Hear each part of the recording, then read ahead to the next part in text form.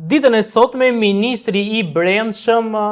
zoti Ilam Mallari, ka shpallur non grata pra person të padëshiruar Iqbal Hududin, shtetase nga Kosova, pasi sipas zotit Ilam Mallari, ajo është e lidhur me Iranin dhe për shkaqe të pjesëmarrjes në protesta dhe për informacione që zoti Ilam Mallari deri tani nuk i ka ndarë me publikun shqiptar, ajo është shpallur person i padëshiruar në Shqipëri. Për të folur mbi këtë vendim të Ministrit të Shqipërisë të Brendshëm, kam të ftuar në lidhje direkte gazetarin Faton Mehmeti. Zoti Mehmeti, faleminderit shumë për kohën. Faleminderit juve. Kemi ndonjë informacion se çfarë ka ndodhur realisht dhe çfarë informacionesh ka Ministria e Brendshme për këtë vendim?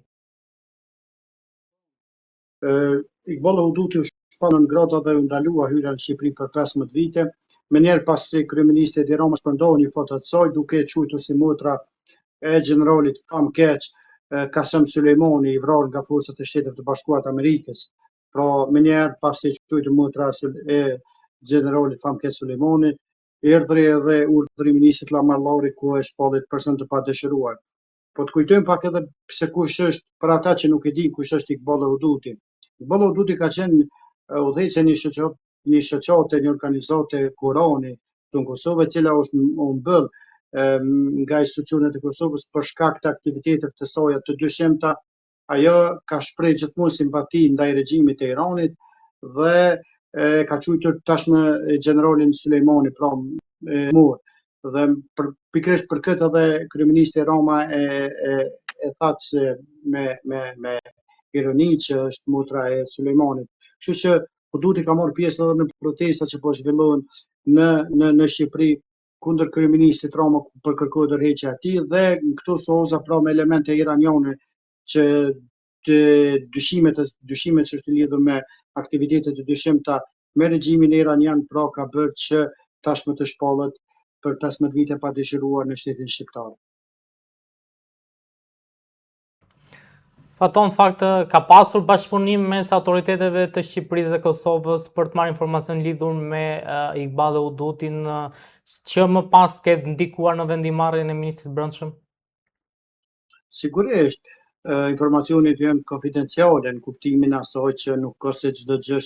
i jepet publikut, disa gjëra i kanë agjensionet e sigurisë në vendet përkatëse që shkëmbejnë me njëra tjetrën, dhe ka mjaftuar si thua edhe aktiviteti i saj publik, pra qëndrimet e saj publike, karshi regjimit iranian, kanë qenë të mjaftueshme për të filluar si thua hetimet dhe pastaj si rezultati i saj besoj që ka urdhëruar ky vendim fjalë, i cili në gjykimin tim është i drejtë, sepse nuk mundet një njeri që mbështet regjimin iranian, regjimin famkeq, të jetë pjesë e aktiviteteve që zhvillohen në Shqipëri. Po shumë e drejtë që qytetarët kanë drejt me protestu, dhe unë në parim jam që protesta duhet bën, se kanë 1 milion arsye shqiptarë në Shqipëri, po dhe në Kosovë për të protestuar, mirë po njerëz të cilët kanë veprimtari të dyshim nuk duhet lejohen që të marrin pjesë në këto protesta, dhe prandaj me gjykoj si vendim të drejtë të ministrit Ilam Mallarit. Po në Kosovë, a vazhdon të jetë nën survejimin e inteligjencës aktiviteti i zonjës Huduti? Tashmë aktivitetin e saj që ka posë përmes organizatës Kurani që është mbyllur, pra nuk ka tashmë një aktivitet publik në kuptimin e asaj që të merret me ndonjë organizat, por besoj që për çdo gjë njerëz jo vetëm Iqbali apo edhe kushdo që është i dyshimt janë në shënjesë të agjensive të inteligjencës. Kështu që deri më tani nuk është se ka pas informacione të mjaftueshme që ajo të mund të përballet me ligjin, por kanë mjaftuar si thua deklarimet e saj publike me një shtet që Kosova nuk ka marrëdhënie të mira, për më tepër Kosova është rishtuar në krah Shtetit të Bashkuar të Amerikës, në krah me Iranin, me dalë një person tjetër që me bë qëndrime pro Iranit dhe me bërë thirrje kundër Shteteve të Bashkuara të Amerikës, sigurisht që nuk është e dëshiruar, dhe prandaj besoj që konform këtyre gjërave është marrë vendimin ndaj saj. Por kryesisht vendimi i ministrit Ilam Mallari është marrë për shkak të aktiviteteve të saj në protestë, nëse ajo nuk do të merrte pjesë në protestë, sigurisht që nuk do ishte ndaluar hyrja, por ka pas edhe një lloj si thua për ta përligjur narracionin e kryeministit Rama që në këtë protestë, që pas këtyre protestave që ndrojnë elemente iraniane, ka bërë këtë veprim për ta përforcuar edhe më tepër narracionin e tij në opinionin publik se ja ka njerëz që janë të regjimit iranian. Kështu që është në konform narracionit dhe bindjes së tij për ta shitur si thua tek qytetarët dhe për ta zbierë rolin e kësaj proteste. Fakt duhet t'ju pyes edhe lidhur me disa deklarata qoftë të kreut të grupit po themi parlamentar Partisë Socialiste zotit Balla, po qoftë edhe retorikën e disa zyrtarëve Partisë Socialiste se pas këtyre protestave fshihet edhe lëvizjes vetëvendosje pasi ka sjell njerëz në Tiranë për të marrë pjesë në këto protesta. E para, sa e vërtet është kjo, dhe e dyta, çfarë qëndrimi ka pasur nga lëvizja vetëvendosje? Po filloj nga e dyta për ta përforcuar, por nga lëvizja vetëvendosje pra zyrtare nuk është se ka pas ndonjë deklaratë, as nuk është se janë marrë me këto, thjesht në deputetët veç e veç të lëvizjes vetëvendosje kanë thënë që çdo qytetar në Kosovë e Shqipëri ka drejt për të protestuar, për të festuar, kudo që në njërin vend ka hapësirë ose ka arsye për një gjë të tillë, varet se si e percepton individualisht secili shqiptar në të dy anët e kufirit, derisa deklarata e ministrit Balla mbështet në atë se lëvizja vetëvendosje ka degën e saj në Shqipëri, konkretisht në Tiranë ka degën një pjesë të fuqishëm të saj, të njerëzve të cilët edhe kanë ndikim të madh edhe të lëvizja vetëvendosje në Kosovë, dhe ata njerëz një pjesë e tyre janë parë në protestë. Por tashme a janë të dirigjuar nga zotri Kurti apo kanë dalë vullnetarisht individualisht vetë, kjo mbetet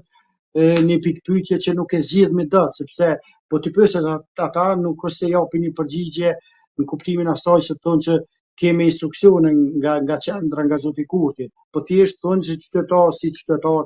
kemi dalë për të protestuar për arsyet që ata japin. Kështu që në këtë kuptim është shumë e vështirë për ta zgjidhur, por e vërtetë është që ka pas njerëz dhe ka njerëz që janë të lëvizjes vetëvendosje, po janë në Shqipëri kryesisht një pjesë të cilat e kanë mbështetur lëvizjen vetëvendosje, se të kujtojmë që lëvizja vetëvendosje në një palë zgjedhje në Shqipëri dhe ka marrë pjesë. Pra nuk është e panjohur se edhe me këtë ministri Balla është lidhur. Kujtojmë që Balla ka qenë ministër i brendshëm dhe ka pas informacione për rreth këtyre njerëzve dhe duke i parë në protestë ka bërë një ndërlidhje që është e logjikshme, por tashmë pjesa tjetër është e dirigjuar nga qendra në Prishtinë vetet për të vërtetuar dhe verifikuar, dhe nuk është se e zgjidh me dot, sepse është shumë vështirë për ta bërë një gjë të tillë, pasi në qendër këtu në Prishtinë nuk është se e pranojnë një. Zoti Mehmeti, kam dhe i pyetje të fundit. Ka të bëj me akuza që zoti Rama ka hedhur ndaj ish ushtarit UÇK zoti Dritan Goxha, e më pas ka pasur dhe një publikim të një dokumenti të lëshuar nga shtabi i përgjithshëm i UÇK-s në Mosgaboj, duke aluduar se zoti Goxhaj e ka braktisur luftën. Çfarë informacionesh kemi nga Kosova lidhur me këtë përplasje? Po, kryeministri Rama që si strateg i një orë ka arritur që ta zhvendos vëmendjen e kësaj proteste nga kërkesat reale, duke përqendruar vëmendjen tek një person, tek i cilin gjykimin tim kanë rënë në lagditje të tij një pjesë shumë e madhe e opinionit publik, edhe këtu në Kosovë me Partinë Demokratike të Kosovës që njëhet në aleate e natyrshme e zotit Rama, dhe ata thjesht janë vu pas tij duke akuzuar personin fjalë që nuk është se ka qenë pjesë e luftës ose ka qenë shumë pak, një pjesë akuzoi që personin fjalë pra zotri Goxhaj ka qenë edhe i shitur pra kësi lloj mercenari, ka qenë ushtar me pagesë etj.